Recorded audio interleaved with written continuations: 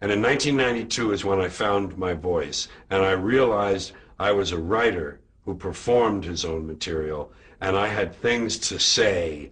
There was a long piece in there called "The Planet is Fine, the People are Fucked." And it was a very good analysis of why it's not important to save the planet. It's more important to save yourself, and the planet may come, the planet's going to be here. We'll go away. We'll go away because we'll fix that up. We'll arrange that.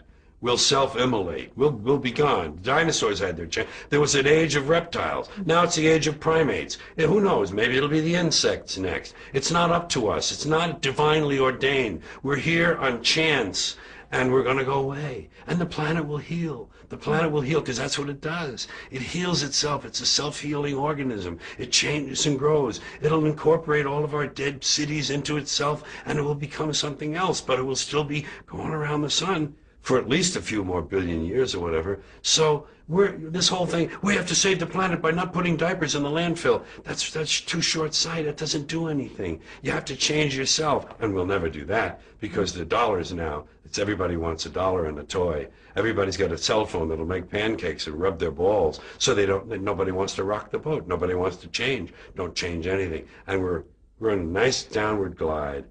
I call it circling the drain. That's what I'm going to call my next book. Circling the drain.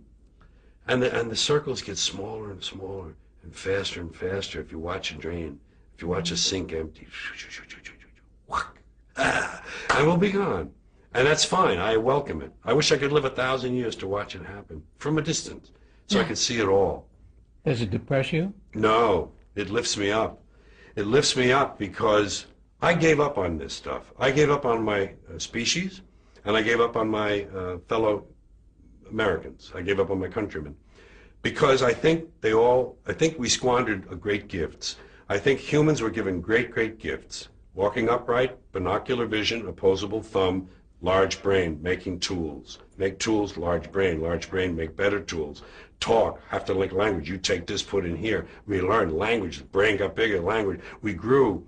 We had great gifts, and we gave it all up for both money and God and mammon, both. We gave it up to the high priests. It's your job. It's God's will. That's what they say. People say it's God's will. That means God can do anything he wants, so why pray? They say you pray for something. Okay, he didn't answer my prayers. Well, it's God's will. Well, if it's God's will, why did I even pray in the first place? He's going to do what he wants anyway. We gave it all up to superstition, primitive shit. With the invisible man in the sky looking down, keeping track of what we do, make sure we don't do the wrong thing. If we do, he puts us in hell and we burn forever. That kind of shit is very limiting. It's very limiting for this brain we have. So we keep ourselves limited, and then we want a toy and a gizmo and gold, and we want shiny things, and we want something to plug in that'll make big things for us. And all that shit is nothing.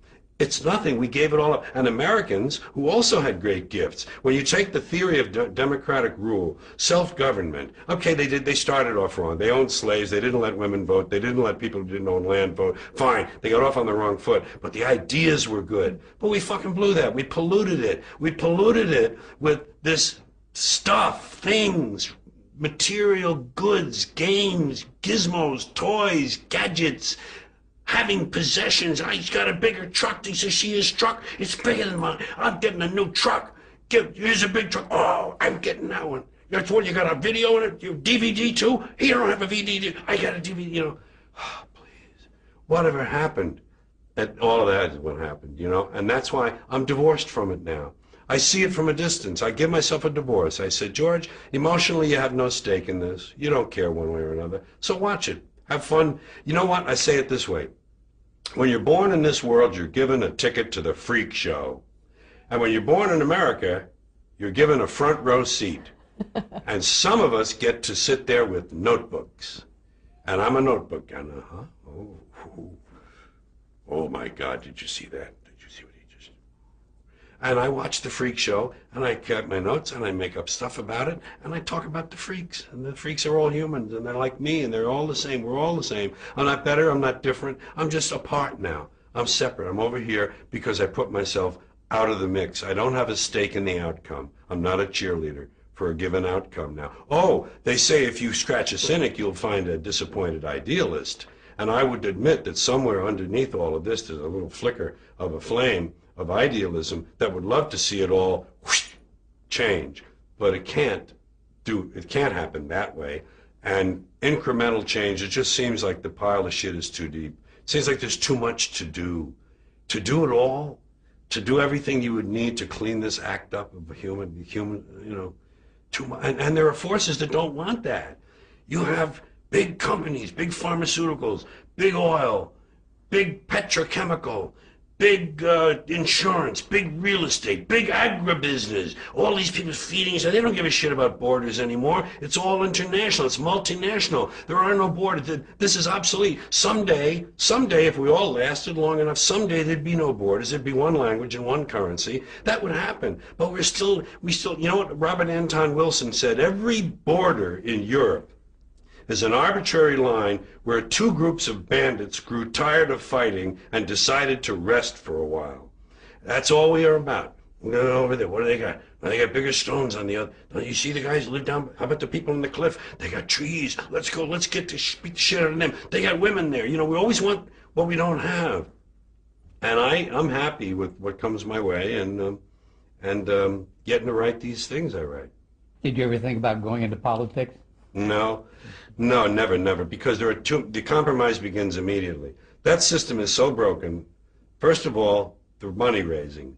You have to raise a lot of money. You have to make a lot of compromises with yourself just to go to the meetings with those people, just to sit down and talk to them. You have to abase yourself in front of them. I need $50,000 if you could write me a check for 50. We can.